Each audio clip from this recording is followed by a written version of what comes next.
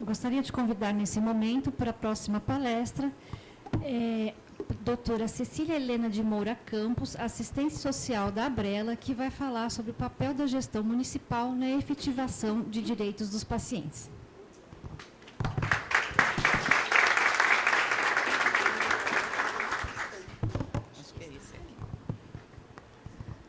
Bom dia a todos. Gostaria de agradecer a presença de todos e também agradecer o convite de eu ter vindo hoje falar aqui. É uma honra para mim. É um assunto de maior importância no meu modo de ver. Eu sou assistente social da Abrela já há 18 anos. A Abrela é uma associação de pacientes de ELA. E, em parceria com a Faculdade de Medicina do ABC, nós estamos fazendo ambulatório na última quinta-feira do mês. Então, uma vez por mês a gente vem, né, para atender aos pacientes e familiares.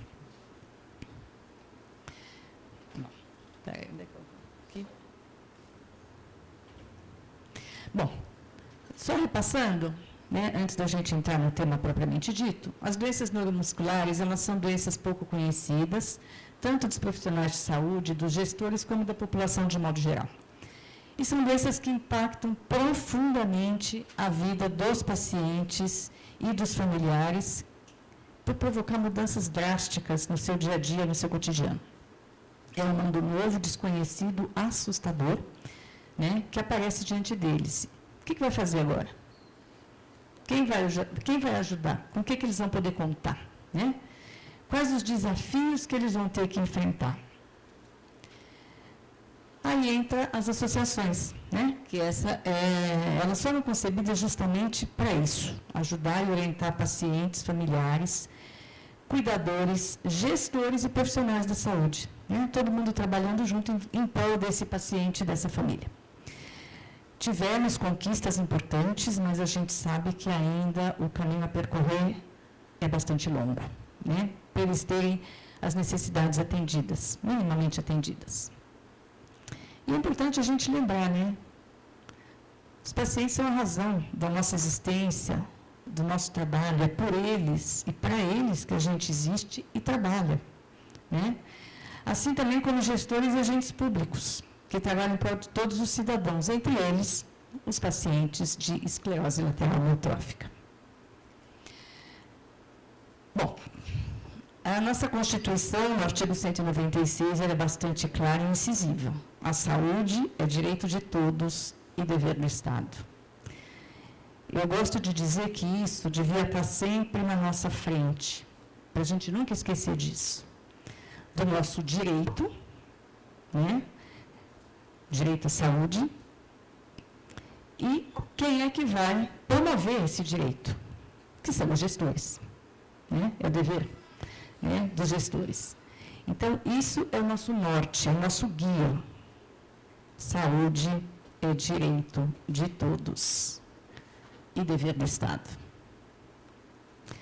Bom, eu vou passar aqui alguns direitos dos pacientes que eu acho importante que todos tomem conhecimento, nem todos são da gestão municipal, né? Muitos perpassam por gestão federal e gestão estadual, mas eu acho que é importante a gente conhecer os nossos direitos.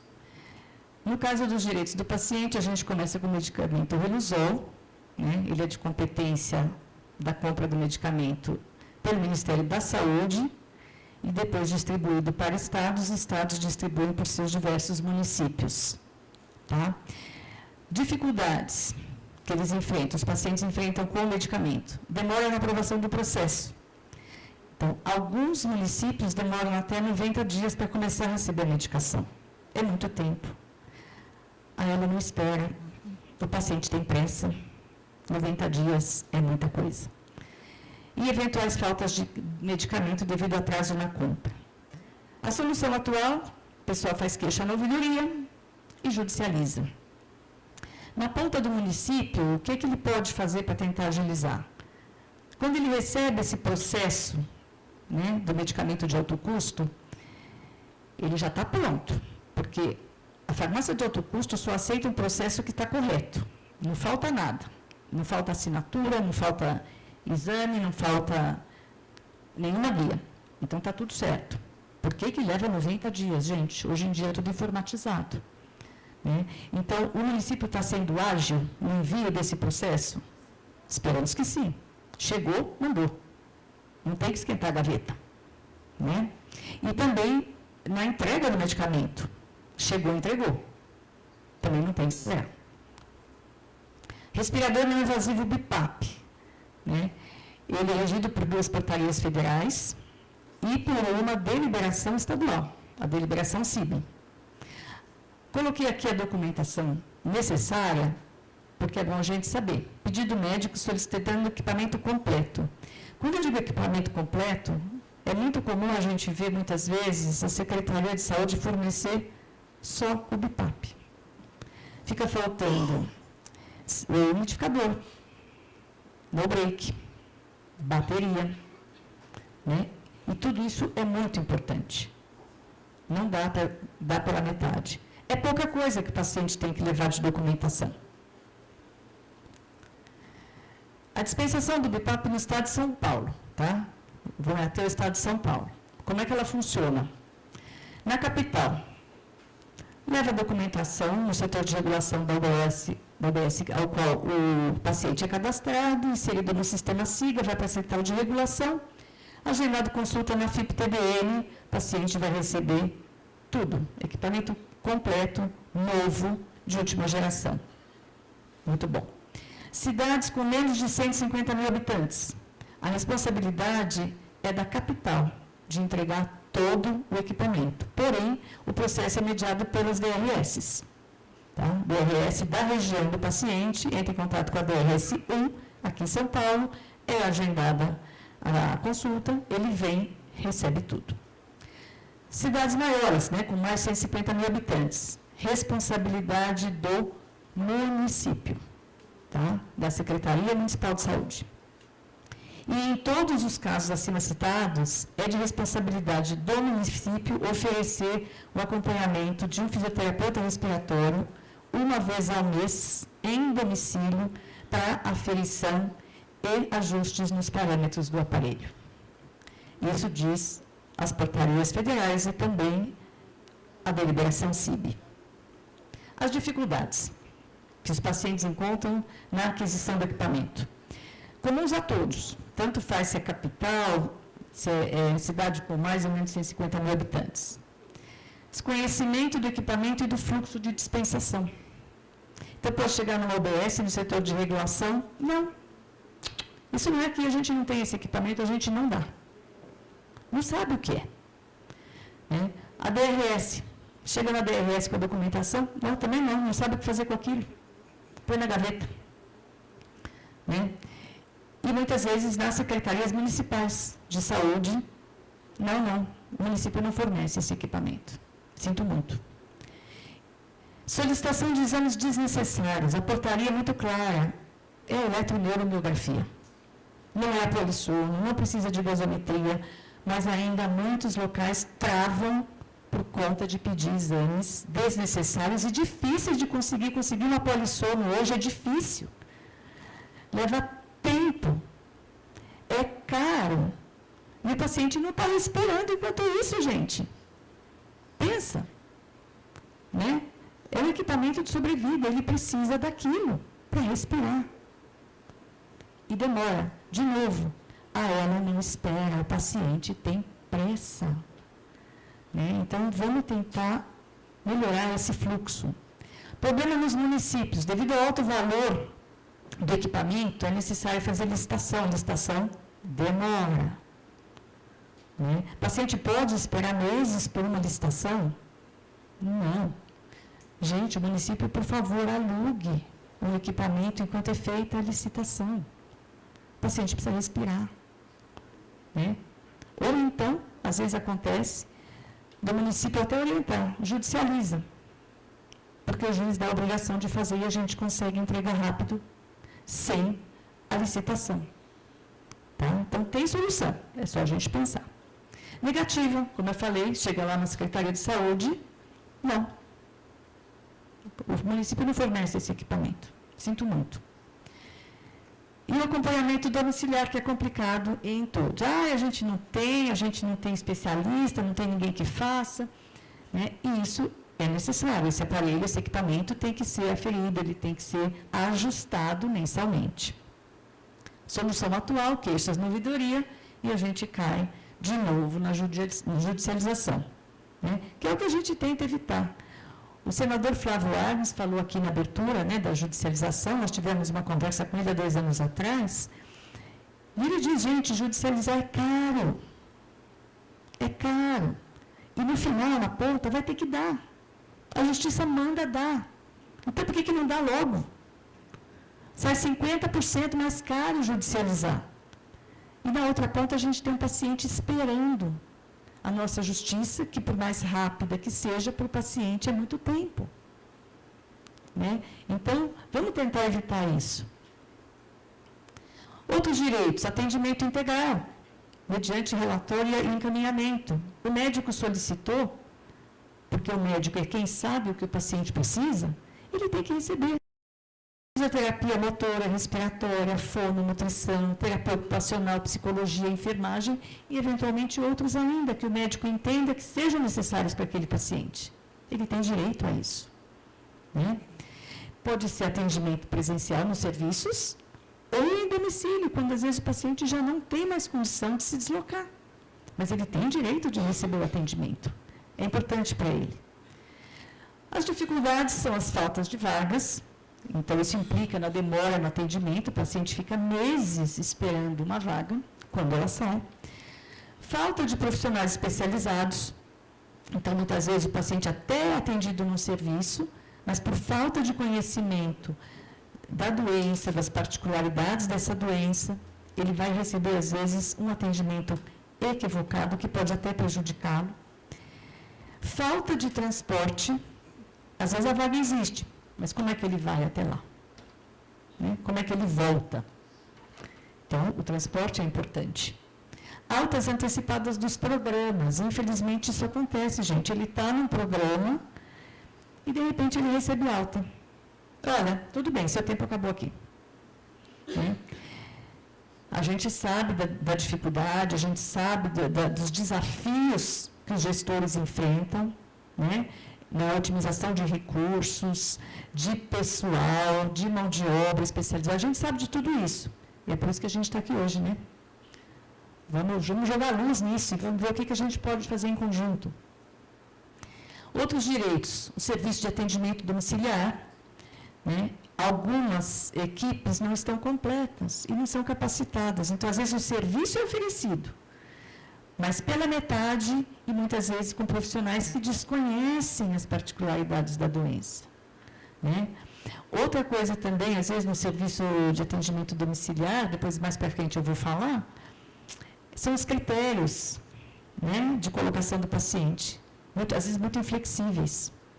Às vezes a gente tem um idoso cuidando de um idoso, mas se o paciente não preenche aqueles pontos para receber o serviço, ele não recebe. E a gente tem um idoso cuidando de outro idoso. Né?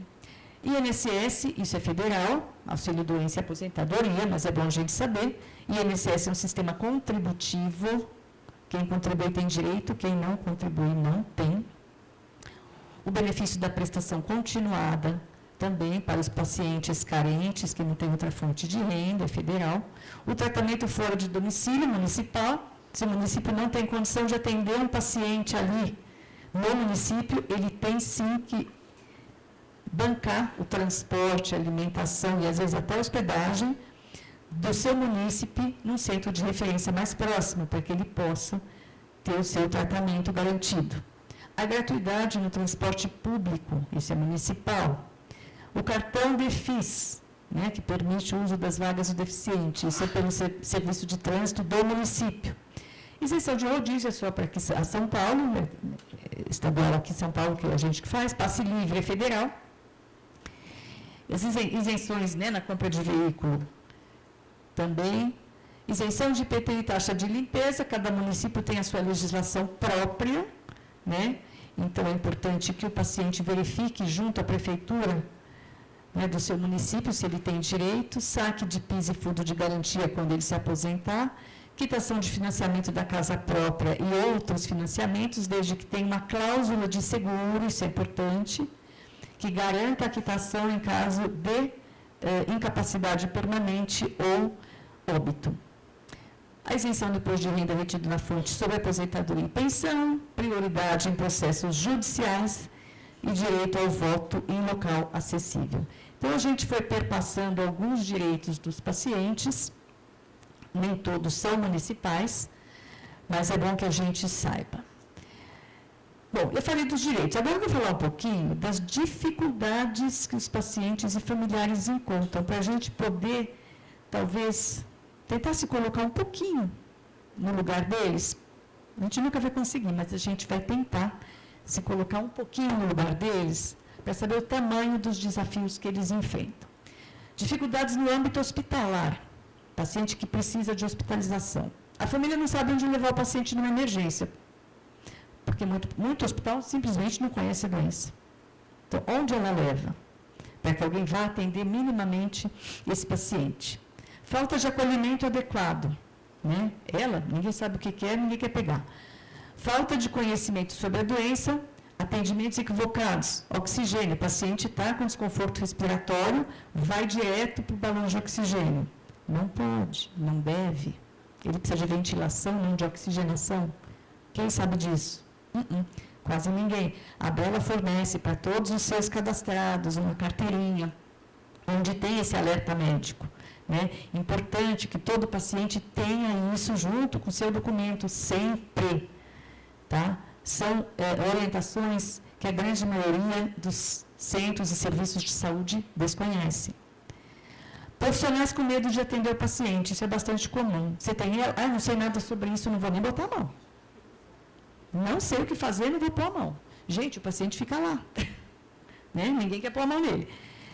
Profissionais que não ouvem a família sabe, a família se informa, a família busca informação, conhecimento. Mas o profissional, muitas vezes, ele é profissional, é ele que sabe, a família não sabe nada. Né? Quem é o profissional aqui? Sou eu. E assim o paciente vai sendo, às vezes, ou não tratado, ou tratado de maneira equivocada. Impossibilidade da presença de um familiar acompanhando o paciente que já perdeu a comunicação. Gente, às vezes o paciente está numa UTI, ele não fala mais. O familiar consegue entender, só o familiar. E ele é proibido de ficar junto do paciente. Pensa no desespero de um paciente no leito de UTI, sem poder se comunicar, e não deixarem o familiar que consegue compreender o que ele quer, o que ele precisa. Não, ele não pode. Na hora da visita. E a alta hospitalar. Alta hospitalar, às vezes, antecipada. Ele não está pronto para ir para casa, mas precisa do leito e vai. Ou negada. Não, o paciente só sai daqui com home care. É fácil conseguir um home care, né, gente? O paciente fica morando no hospital meses. E a família desesperada, querendo levar esse paciente para casa, para poder cuidar dele em casa. E ele não tem alta, porque ele precisa de um home care completo. Que bom. A gente vive na Suíça. No âmbito ambulatorial e clínico, quais são os desafios? Dificuldade em obter os diversos encaminhamentos necessários e relatórios que descrevem e atestem a doença. Para ele conseguir o atendimento de uma fisioterapia motora, respiratória, ele precisa de um encaminhamento. Não pode chegar no UBS ou em qualquer lugar e dizer assim, eu quero fazer fisioterapia, eu preciso fazer. Tem que pedir do médico. Muitas vezes esses médicos não dão os encaminhamentos. O paciente fica perdido por aí. Ele sabe que ele precisa fazer, mas ele não tem encaminhamento. Ele não sabe onde ele vai. Né? E os relatórios também. É de fundamental importância que os relatórios médicos sejam bem fundamentados, que eles descrevam a doença, o atual estado clínico do paciente em todas as limitações. E que, se for o caso para o INSS ou algum outro benefício, que ele está incapaz para o trabalho em caráter definitivo. Um relatório pobre em informações não resolve a vida do paciente. Ele vai bater com a cara na porta, ele não vai conseguir benefício nenhum. Ninguém conhece ela, gente. O relatório tem que contar, seja para o INSS, seja para um juiz, O relatório tem que contar como é a doença, como se encontra aquele paciente, as necessidades daquele paciente, senão ninguém vai saber. Falta de locais especializados para tratamento e reabilitação, são poucos os locais. Por isso, a demora, a falta de vagas, e o paciente em casa esperando e a doença avançando, porque ela não espera. Demora na confecção e entrega de cadeira de rodas e órteses. Às vezes uma cadeira de rodas leva 8 meses para ser entregue. Gente, 8 meses numa ela é muita coisa. E o paciente esperando. A falta de conhecimento sobre a doença e atendimentos equivocados também em âmbito ambulatorial é comum. Falta de equipes multidisciplinares. Falta de insumos ou fornecimento insuficiente. Né? O paciente faz uso de dieta integral, pelo menos 30 frascos e 30 equipos por mês, que é o mínimo dos mínimos. Ele recebe 10. Fralda, recebe metade. A própria dieta industrializada, às vezes 1/3 do que ele precisa. O resto do mês ele não come. Fica fácil, faz dieta. Necessidade de agilizar o procedimento para colocação de GTT. Gente, como é difícil conseguir fazer um paciente receber a gastrostomia. É urgente, ela tem que ser colocada precocemente. Né? Esse paciente precisa comer, ele precisa se hidratar, ele precisa ser medicado. E é por ali que as coisas vão. Dificílimo conseguir um local que coloque a GTT num tempo minimamente razoável. E o fornecimento do kit de gastrostomia. Muitas vezes pedem para o paciente comprar o kit. Né? Não dá. E no âmbito domiciliar também os desafios não são poucos. Eu já falei dos critérios de inclusão no atendimento domiciliar, acho que tem que ser mais flexibilizado, cada caso é um caso. Tudo bem, existir um protocolo, mas a gente tem que deixar uma brecha para poder encaixar casos excepcionais, como eu falei, um idoso cuidando de outro idoso. Né? É de fundamental importância o atendimento domiciliar. A falta de profissionais, muitas vezes, nesse serviço, com capacidade para atender um paciente de elo. As EMADs, muitas vezes, têm equipes incompletas.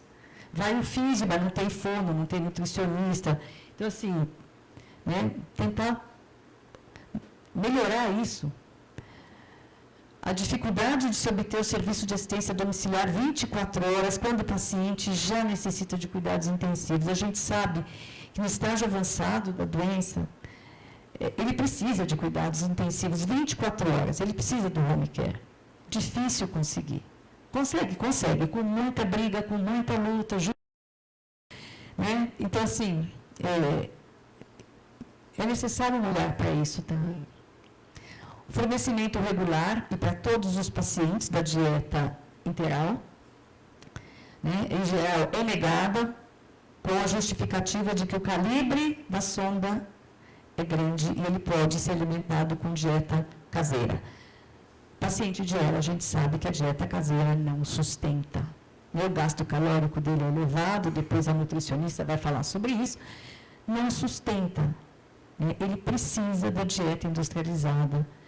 É o que faz ele se manter nutrido. Né? É direito dele, né, gente? E também o fornecimento regular de todos os insumos necessários, porque senão a família fica desesperada, porque o gasto é alto para manter minimamente esse paciente higienizado, se alimentando, sendo cuidado em casa. Bom, aqui a gente falou dos desafios, dos problemas, agora a gente tem que pensar em solução. A gente não veio aqui só se lamentar. A gente veio lá para o futuro. Né? O que a gente pode fazer? O que a gente pensa que é possível? Doutor Enzo e doutora Alessandra trouxeram aqui a questão do custo para os gestores, para os municípios, para os estados. Né? O paciente bem cuidado em casa, ele fica muito bem por muito tempo a um custo baixo. Tá? Se ele tiver o que ele precisa, ele vai viver mais, ele vai viver melhor, com um orçamento viável, tanto para os gestores, como eventualmente para a família. Então, necessidade de cursos de capacitação e treinamento para profissionais familiares. A gente precisa capacitar os profissionais de saúde para identificar, reconhecer e saber atuar com o paciente de ELA. Isso é fundamental. Formação de grupo de trabalho com profissionais de todas as áreas, visando a criação e efetivação de um PCDT. Gente, um protocolo clínico unificado, com toda a demanda do que um paciente de ELA precisa. Né? O passo a passo. Né? Não é difícil, não é difícil. Para a esclerose lateral amiotrófica, que contemple, além do que a gente já mencionou anteriormente, respirador de suporte à vida. Gente, quando o BIPAP não dá mais conta de respirar pelo paciente, ele precisa de um suporte à vida. Né? Ninguém quer dar. O que acontece? Hospital. Ele fica morando no hospital. Olha o custo disso. Não está consumindo só o equipamento do hospital, ele está comendo no hospital, ele está usando remédio no hospital, a enfermagem do hospital. Todo o pacote do hospital ele está usando diariamente, muitas vezes até o óbito. Por quê? Porque ninguém quer dar um respirador de suporte à vida. Sairia bem mais em conta. Tá? E a qualidade de vida do paciente também não se compara, porque ele vai estar na casa dele. Né? A família está cuidando. O COF assiste o assistente de tosse, a mesma coisa. O paciente perde a capacidade de tossir e de expelir secreção. Se ele não expelir secreção, pneumonias. Hospital. De novo, lá vai ele de novo, gente. Né? Um assistente de tosse resolveria a vida dele. É todo paciente que precisa de assistente de tosse? Não. Alguns precisam, então esses poderiam ter, mas não querem dar. Judicializar. Tudo isso só com judicialização, tá, gente? Senão não sai. Cama hospitalar. Né? Para o paciente ter mais conforto e para quem cuida também. É difícil cuidar de um paciente numa cama baixa, gente. Virar, trocar. Né? O guincho de transferência. O que a gente tem de mulheres pequenininhas cuidando dos seus maridos, grandes, fortes, né?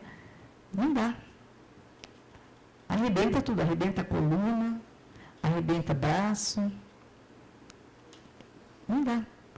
Um guincho de transferência resolve. Leva o paciente, tira da cama, põe na cadeira, leva da cadeira, vai para o sofá.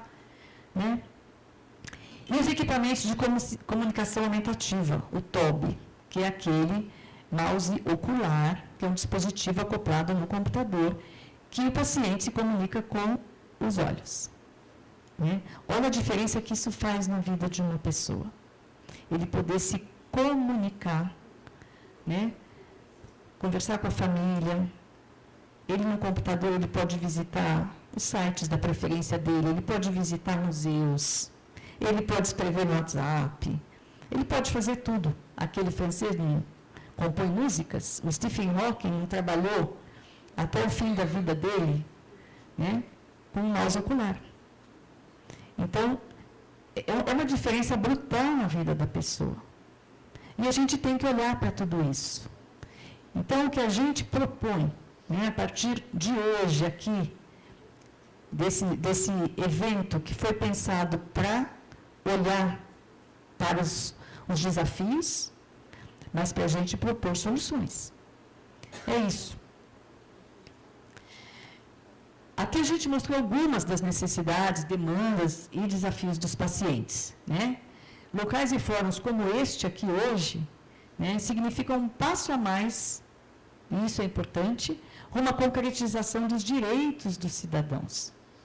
Né? Lembra que a gente falou? Saúde é direito de todos.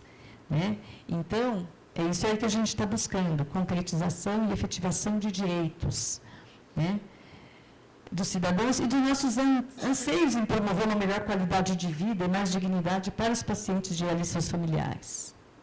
E para a gente avançar nessas e outras questões que virão, a gente sabe disso, né, a gente precisa de políticas públicas consistentes e eficazes. Né?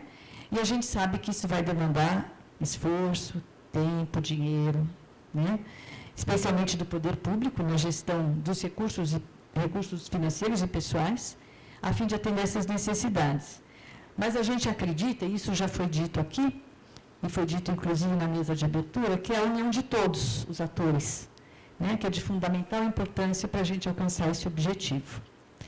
E é isso, nenhum de nós é tão bom quanto todos nós juntos, então acho que é hora da gente arregaçar as mangas e trabalhar em prol dos nossos pacientes, na defesa e na concretização dos direitos que todos nós temos.